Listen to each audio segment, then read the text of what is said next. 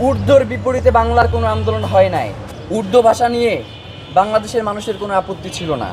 বাংলা ভাষাকে আমরা কারো কাছে বর্গা দিছি যে বাংলা ভাষার জাতপাত কি হবে এটা তারা নির্ধারণ করবে। যে আমাদের নাকি ইনকিলাব, ইনসাফ, আজাদি এই শব্দগুলো উচ্চারণ করলে নাকি বাংলা ভাষার জাত থাকবে না।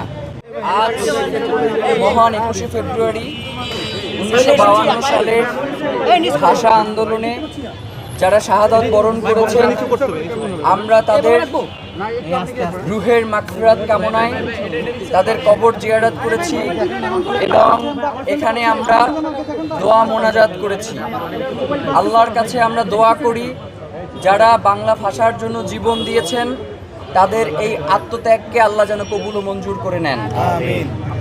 প্রিয় ভাইয়েরা, বাংলা ভাষার যে আন্দোলন বাংলাদেশে হয়েছে, পৃথিবীর বিভিন্ন দেশে বিভিন্ন সময়ে ভাষার জন্য আন্দোলন হয়েছে।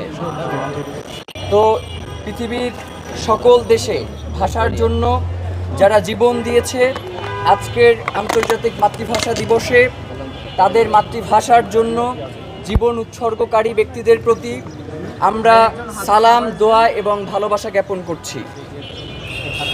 ইদানিং বেশ কিছু বিতর্কের সৃষ্টি হয়েছে, যেগুলো আমরা দেখতে পাচ্ছি যে আমাদের নাকি ইনকিলাব, ইনসাফ, আজাদি এই শব্দগুলো উচ্চারণ করলে নাকি বাংলা ভাষার জাত থাকবে না। বাংলা ভাষাকে আমরা কারো কাছে বর্গা দিছি যে বাংলা ভাষার জাতপাত কি হবে এটা তারা নির্ধারণ করবে। পৃথিবীর কোনো ভাষাই স্বয়ং সম্পূর্ণ হয় না অন্য ভাষার সংমিশ্রণ ছাড়া। আপনি যদি আমাদের বহুল প্রচলিত ইংরেজি ভাষাটার দিকেও খেয়াল করেন, সেই ইংরেজি ভাষার উৎপত্তি ঘটেছে জার্মান ভাষা থেকে, এবং বর্তমানের যে ইংরেজি ভাষা প্রচলিত রয়েছে এর মধ্যে অধিকাংশ শব্দ এসেছে গ্রিক এবং ল্যাটিন থেকে।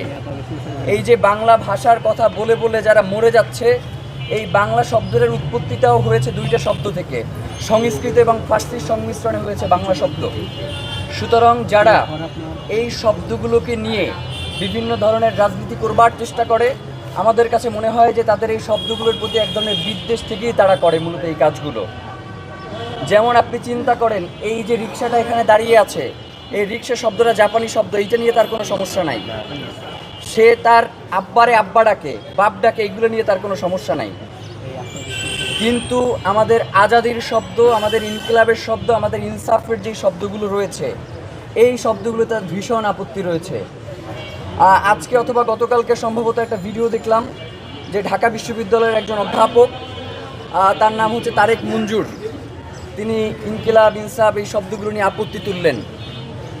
তো তার যেই নাম তারেক মঞ্জুর, এই তারেক শব্দটা হচ্ছে তরিক থেকে এসেছে, আরবি শব্দ, যার অর্থ হচ্ছে রাস্তা। সরি, রাস্তাও আবার বাংলা শব্দ না, রাস্তা আবার হচ্ছে ফার্সি শব্দ, তো পথ।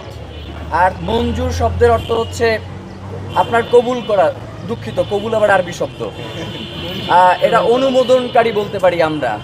তার মানে হচ্ছে অনুমোদিত পথের একজন ব্যক্তি, তিনি হচ্ছেন এইটা নিয়ে আপত্তি তুলছেন। ভাই, পৃথিবীর প্রত্যেকটা ভাষা তার পার্শ্ববর্তী যেই ভাষাগুলো রয়েছে সেইগুলোর মাধ্যমে সংমিশ্রণের মধ্য দিয়ে একটা সুন্দর সাবলীল ভাষা তৈরি হয়। আমাদের উপরে এই যে ভাষা আন্দোলনটা হয়েছে, এটা কি শুধুমাত্র শব্দের কারণে হয়েছে, নাকি আমাদের উপরে যে চাপিয়ে দেওয়া হয়েছে এই কারণে এই আন্দোলনটা হয়েছে? উর্দুর বিপরীতে বাংলার কোনো আন্দোলন হয় নাই। উর্দুকে একমাত্র করার বিপরীতে এই আন্দোলনটা হয়েছে। উর্দু ভাষা নিয়ে বাংলাদেশের মানুষের কোনো আপত্তি ছিল না। বাংলাদেশের মানুষের আপত্তি ছিল যে উর্দুই একমাত্র রাষ্ট্রভাষা হবে এই জায়গাটায়। সুতরাং এই যে চাপিয়ে দেওয়ার মনোভাব, ইদানিং আমরা দেখতে পাচ্ছি যে আমাদের উপরেও এক ধরনের চাপিয়ে দেওয়ার মনোভাব। আমাদের কলকাতার থেকে যারা শব্দ ধার করে নিয়ে আসছে তাদের এক ধরনের আপত্তি দেখতে পাই।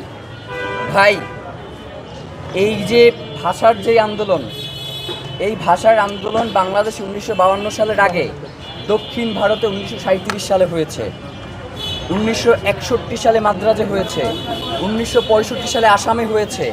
সুতরাং বাংলার ভাষার জন্য আন্দোলন আসামেও হয়েছে, শুধু বাংলাদেশেই হয় নাই। এই যে শব্দের যেই ন্যারেটিভ, এই যে সংস্কৃত বলে বলে যে শব্দের ন্যারেটিভ দাঁড় করানো হয়, এই যে সংস্কৃত ভাষার যে শব্দ, এইটাও তার নিজের তৈরি করা শব্দ না। এইখানে ইন্দো ইউরোপীয় ভাষা এবং হচ্ছে ইরানের যে আঞ্চলিক ভাষা, এই দুইটার সংমিশ্রণে আপনার হচ্ছে সংস্কৃত ভাষা তৈরি হয়েছে। সুতরাং যারা আমাদের দৈনন্দিন যেই শব্দগুলো আল্লাহ, রাসূল, ইনসাফ, ইনকিলাব, আব্বা, আম্মা, এই শব্দগুলোকে যারা নাই করে দিতে চায়, এরা মূলত আসলে শব্দ নাই করে দিতে চায় না, এরা বাঙালি মুসলমানের যে রাজনীতি, সেই রাজনীতিকে তারা নাই করে দেয়।